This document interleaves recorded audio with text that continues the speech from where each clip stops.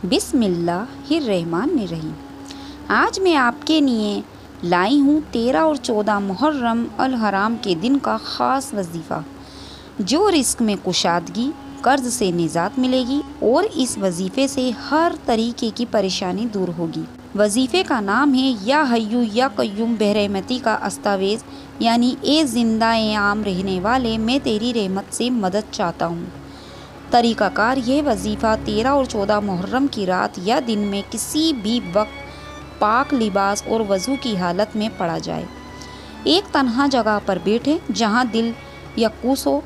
सूरह फातिहा 1 मरतबा, सूरह इखलास 3 बार पढ़ें। फिर या हय्यू या कय्यूम बेरहमती का अस्तावेज़ अल्लाह 100 मरतबा पढ़ें। उसके बाद दुरूद इब्राहिम 11 बार पढ़ें। अल्लाह से अपनी हाजत दिल से मांगे। रिस्क, मुश्किलात का हल, दिल का सुकून या बातीनी रूहानी तरक्की। एक ईमान अफरोज़ कहानी, मुसाफिर करबला का ख्वाब। ये कहानी मौला हुसैन के एक सच्चे मोहब की है जो गम हुसैन में अपने दुखों की दवा ढूंढ रहा था।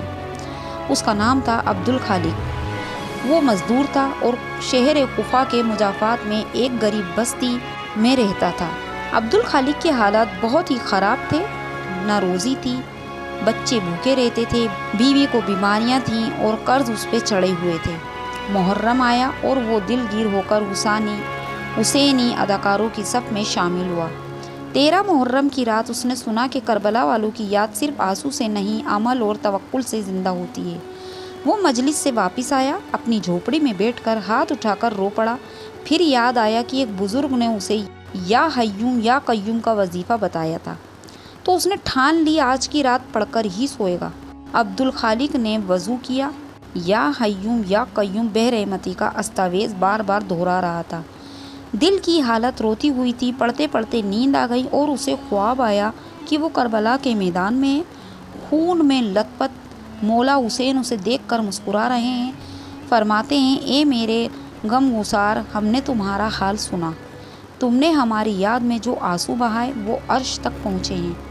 अल्लाह ने तुम्हें अपनी रहमत के लिए चुन लिया है। जा, अब रिस्क की कमी नहीं होगी।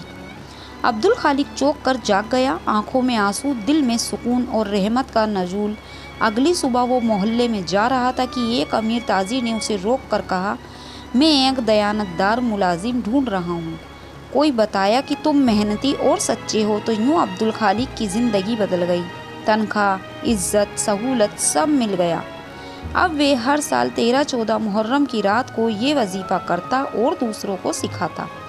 इस वजीफ़े के फ़ायदे हैं कि 1 दिल को सुकून, दूसरा रिस्क में इजाफा, तीसरा कर्ज़ों से निजात और 4 है इत्मीनान, 5वां ख्वाब में नेक बख्शती और रहनुमाई।